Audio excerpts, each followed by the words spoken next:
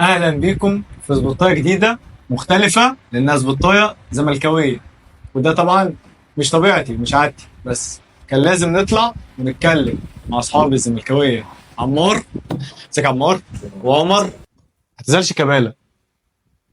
شيكابالا اسطوره جامده جدا، من امهر، انا راجل اهلاوي بس هو من امهر لعيبه لعبت في مصر.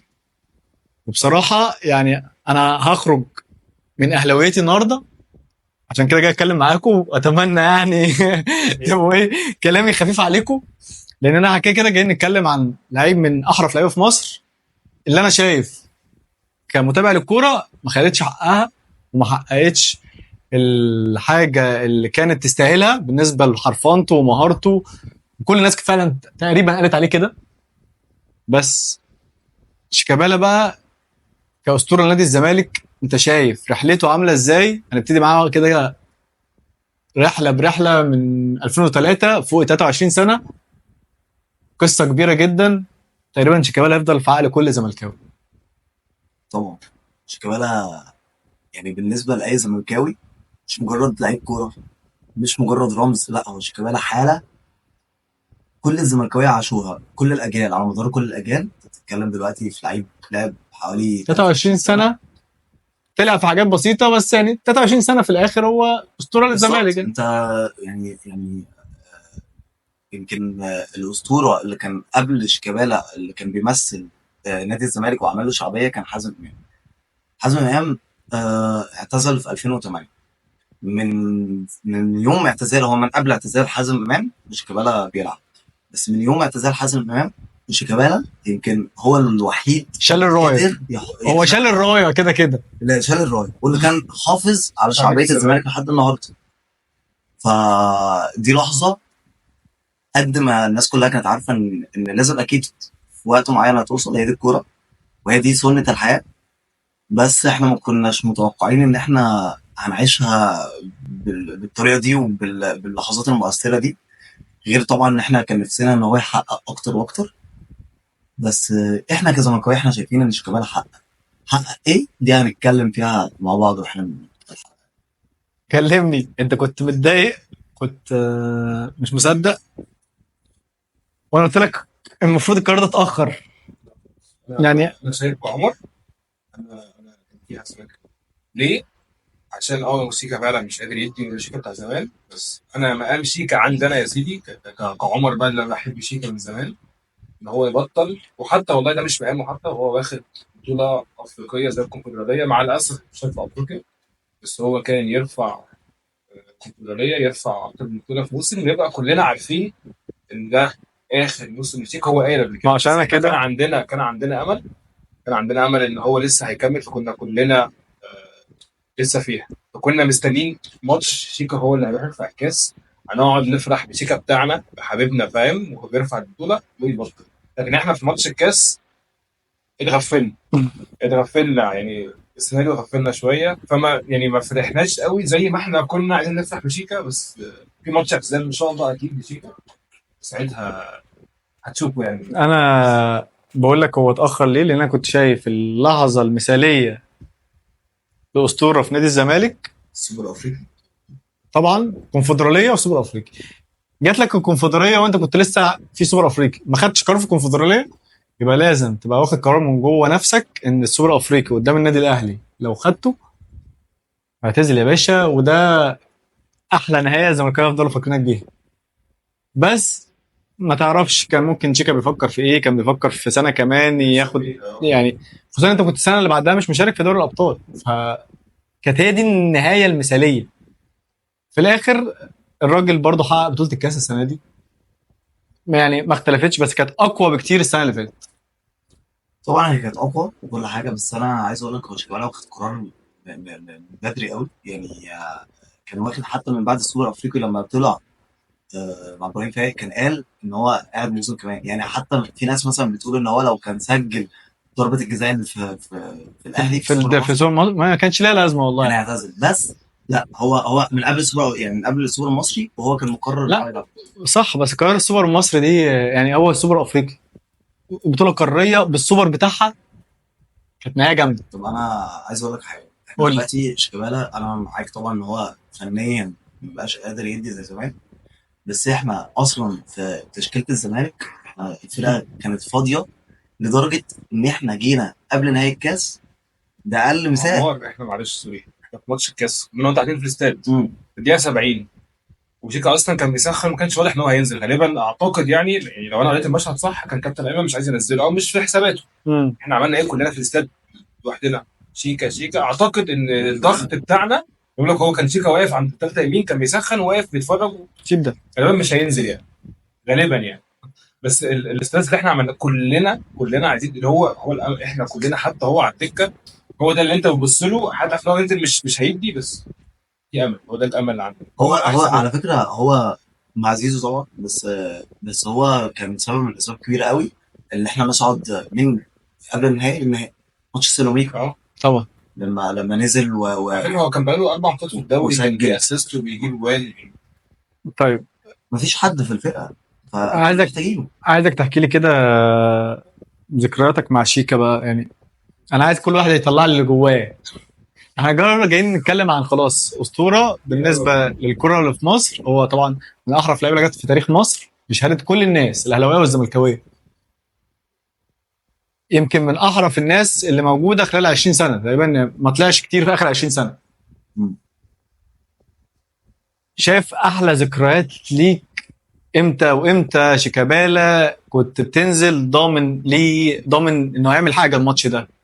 انا اقول لك كاهلاوي، انا ماتشات 2009 و2010 و2011 انا مش خايف من حد غير شيكا. الاهلاويه كلهم بالجوزيه نفسه شيكابالا. طبعا مبدئيا كده احنا شيكابالا في الوقت اللي احنا بنتكلم عليه من قبل كمان الوقت ده، يعني في الفترات اللي هي قعدنا حوالي 3 4 سنين ما خدناش غير كاس اللي هو بتاع 2008. احنا الفترة دي الزمالك عدى بأسوأ فترات حياته، دي كانت من ضمن العشرية السوداء زي ما بيقولوا. شيكابالا في الفترة دي احنا كان وارد جدا جدا نبقى زي الاسماعيلي دلوقتي، مع كامل احترامي للاسماعيلي اللي هو ان شاء الله هيرجع، لكن احنا الفترة دي كان ممكن نصارع على الهبوط، كان ممكن عادي جدا في سنه تلاقينا فنيس شادس وفي سنه بتاعت حسام حسن كنت 14. كنا 14 وصلنا التاني ليه؟ بسبب شيكابالا. هو حسام حسن نفسه كان باص الكرة لشيكابالا، شيكابالا بيجري بيسجل بيلعب كورة ثابتة بيدافع، شيكابالا كان بيدافع الاوقات دي، مع ان ده مش طبيعي على شيكابالا لان ما كانش فيه غيره في الفرقة. شيكابالا حرفيا هو اللي حافظ على شعبية الزمالك في الفترة اللي زي ما بتقول اللي هي العشرية السوداء بالظبط. ف حكايتنا مع شيكابالا كبيره قوي. شيكابالا دايما هو اللي انت كنت بتستنى منه يقلب لك اي ماتش في لحظه. شيكابالا اللي دايما لما كنا بنخسر كنت بتلاقي ناس كتير قوي من جمهور الزمالك بيهاجموه، بس بيهاجموه ليه؟ بيهاجموه حبا ليه، عشان احنا ما عندناش غيرك، احنا ملناش بالظبط ملناش غيرك انت اللي تقومنا من اول وجديد. لدرجه ان شيكابالا كان في ماتش تقريبا قدام الشرطه كنا لابسين اسود، شيكابالا عيط ده 2008 صح. جيل مش فاكر مين اللي كان بيمرن تقريبا، لسه صاعد ساعتها ازي امام وميدو وكانت في فرقه بالظبط. لما شيكابالا ياما اتضغط من جمهور الزمالك، ياما اتضغط من جمهور الاهلي طبعا جمهور الاهلي بالنسبه لهم كان السوبر ستار شيكابالا، فهو دايما كان بيحط في دماغه ان هو لو شتم شيكابالا في كل ماتش هو كده هيوقع مستواه واحنا كده مطمنين. اما الفرقه دي ما عندهاش، انا بشوفه كده. فشيكابالا ياما اتهاجم في اوقات كتير طبعا في كتير. رغم كده كان هو الحاله الوحيده اللي بتديك امل. اقرب مثال ماتش نهائي القرن، ماتش 2-1 شيكابالا رغم انت كان معاك مين؟ كان معاك زيزو، كان معاك بن شرقي، كان معاك طارق حامد، فرجاني ساسي، كل دول مين اللي الخطر؟ شيكابالا. رغم ان احنا ما كسبناش بس برضه في الاول وفي الاخر شيكابالا هو الخطر الكبير اللي على الاهلي. ف شيكابالا احنا بالنسبه لنا مش زي ما بقول لك مش مجرد لعيب كوره. شيكابالا دايما كنت بتلاقيه في ماتشات، يعني لما يكون ماتشات مش في السكور بيروح يشجع معاه الثالثه يمين، لما كان متعود دايما ان هو لما بيكون في الملعب بيروح ينده الجمهور والجمهور يشتغل معاه يهتف معاه. في ماتش بعده هو مش في السكور او كان موقوف، كان راح وقف مع الجمهور في التالتة يمين في عز ما كان نجم. كان بعد ما الدوري كنا خسرناه في 2000 بالظبط بتاع حسام حسن 2011 2011. جه وقف هو واخوه في الثالثه ومسك بتاع. كان ساعتها في يعني خسرنا مش هقول بفعل فاعل، كان في مشكله في التحكيم ساعتها يعني مثلا او حاجه يعني. شيكا جه واقف معانا في الثالثه يمين. انا فاكر اللحظه دي برضه موجود في الاستاد. طيب قول لي انت ما بقى. فيش بص هو انا عندي 30 سنه حلو. شيكا بيلعب بقى 23 سنه. انت من صغرك وانت معاك. انا طلعت اتربيت في حياتي على الزمالك. يعني انا حضرت شيكا بيبدا، وانا اول ما انا فاكر اول ماتش شيكا لما نزل ورقص الترقيصه بتاع من جوه بتاع المحل وجاب الجون وقلع التيشيرت وجري لحد الجهاز الفني. وانا اصلا كنت عيل صغير. مين ده يا جماعه؟ انا عارف ان في عبد الحليم علي وفي حازم امام. ايه الاحلام؟ مين الواد الصغير ده وبتاع؟ وهو بيعمل الحاجات هو الغريبة. بيقول لي ده ولد اسمه شيكابالا بيقول لعيب قوي وبتاع. ماشي تمام يعني ما اعرفوش، اعرف حازم امام. وبدات الرحله من هنا. يعني جزء من حبي للكوره قل لما شيكابالا بطل. ان انا شوف انت بتحب قد ايه كريستيانو او انت بتحب قد ايه ميسي، يعني بعيد عنك انت عمال بتحب شكل ميسي وشيكابالا، بس انت عشت قصه الحب بتاع كريستيانو وانت مش شايفه بعينيك يا مهند. هو بره انت شايفه. ايوه لا بس انا يعني شيكا انا انا شفت اسطورتي في الاستاد بعينيا. انا عشت فتره حب برضه مع ابو تريكه بس أيوة قليله طبعاً. قليله طبعاً. بالنسبه طبعاً. لا من 2005 ل 2013 انا فهي قصدي انا هي قليله مش على قد ما كنت انا كبير بقى.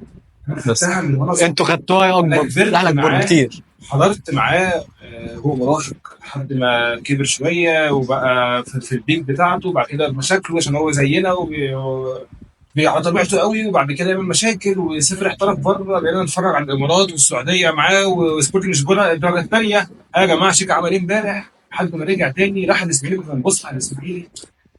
فشيكا مش حاجه عاديه. شيكا قصه حب. شيكا هو انا عشت معاه كل حاجه.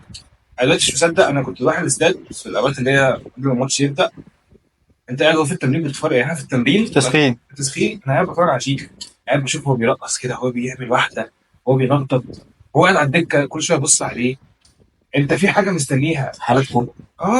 انت قاعد في الثالثه يمين. والله يا مهند كل شويه لازم تيجي على شيكا. هو فين شيكا يا جماعه؟ الجون جه واحتفلنا ورقصنا. شيكا بيعمل ايه؟ شيكا نازل يعني احلى هداف في الدنيا. انا بص لما بروح الاستاد انا اول ماتش في 2001 مع بابا انا فاكر. احلى هداف بالنسبه لي اولي اولي اولي اولي شيكا. مش الثالثه يمين اللي بتغني. الاستاد كله دايما لما يبقى في ماتش كبير يا مهند وانت برضو عارف تروح ماتش الاهلي بتلاقي دايما الثالثه شمال والثالثه يمين بتغني. ولكن في اجزاء بنرد معاهم متاخرين او محدود. نفسي كده لما تروح اي ماتش يبقى نهائي مثلا الكونفدراليه ايا كان نهائي في ملعب 80000 زملكاوي دايما بتلاقي الثالثه يمين والثالثه شمال كل واحده ماشي شويه. انت نهائي اول ما شيكا ينزل الملعب. بعدين بقى مهما كان الفريق فين جول شيكابالا نازل الملعب تلاقي الاستاد كله مين نازل بقى زيزو بن شرقي ايا كان اللي نازل الملعب كله واقف. شيكا هو بيلف الملعب كله عليك فاهم. فتيجي تقول لي النهارده ان انا هروح الجسام اشوف شيكابالا. لا دي حاجه صعبه ومش حلوه شيكابالا لا دي حاجات كتير قوي. بتتكلم انت على موضوع اللحظات الحلوه انا هو ما جاوبنيش لسه.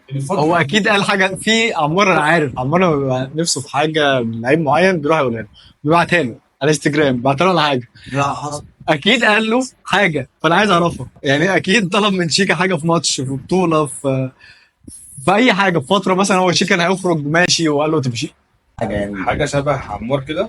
وانا حتى بعت لك الفيديو عمار وقلت لك يا مهند ماتش الكاس الاخير ده سبحان الله ما كنتش عارف ان هو اخر ماتش شيكابالا اصلا. وكان معايا واحد صاحبي اسمه عمر كنتاكي فقال لي في الاستاد في المقصوره. قال لي شيكا هينزل وانت مش يعني طبعا هو الامل بس مستواه مش احسن حاجه. انا طول الماتش والله قاعد بقول لهم يا جماعه شيكا هينزل يكسر.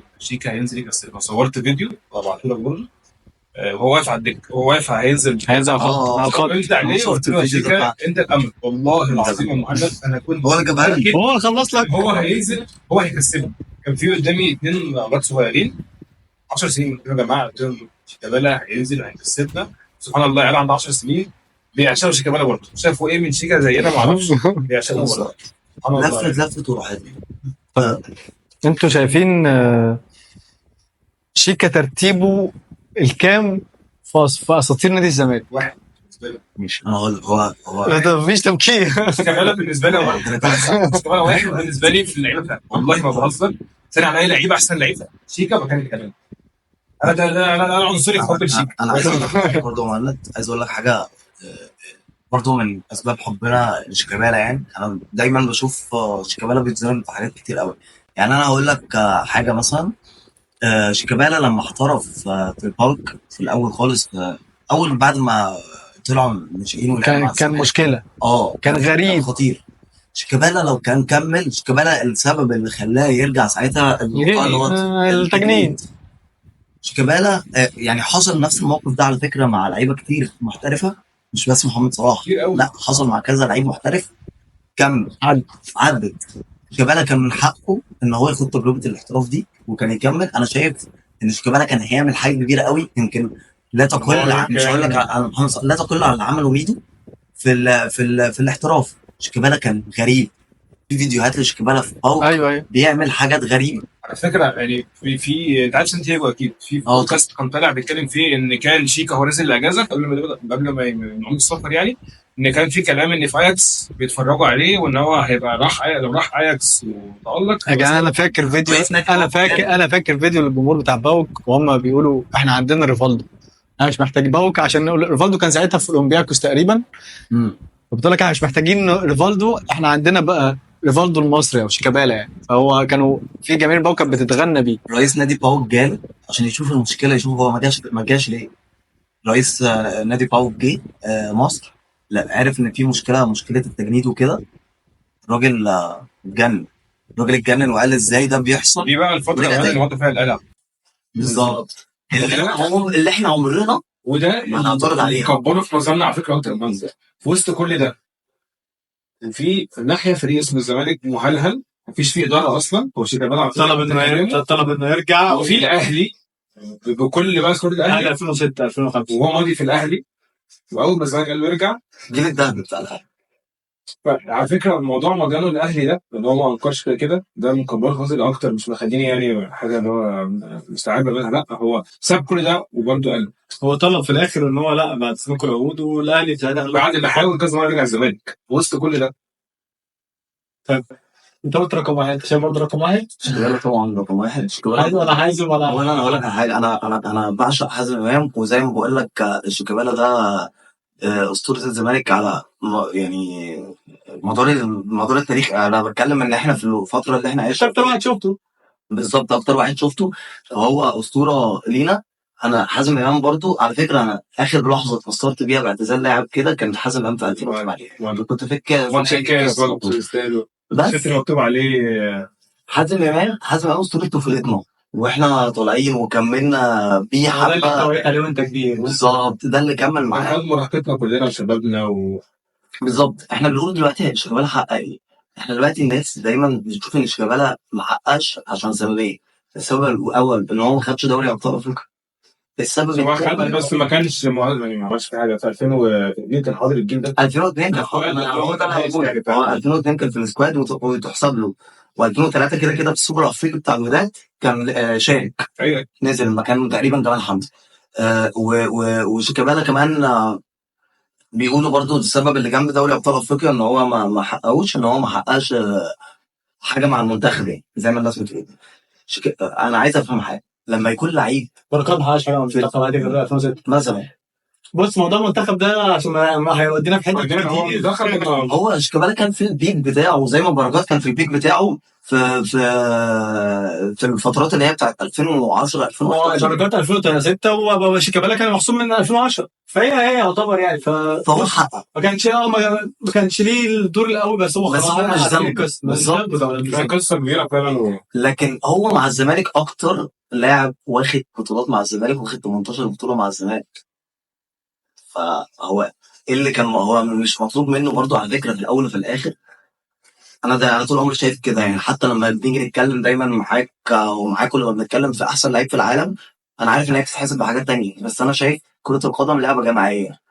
انا مش مطلوب مني ان انا اشوف الفريق عمل ايه عشان اقرر او اقيم اللعيب ده حلو ولا وحش، موهبته عامله ازاي. اللعيب ده ممكن يبقى اون فاير بس ما ياخدش ولا بطوله، وياما حصلت معانا كتير.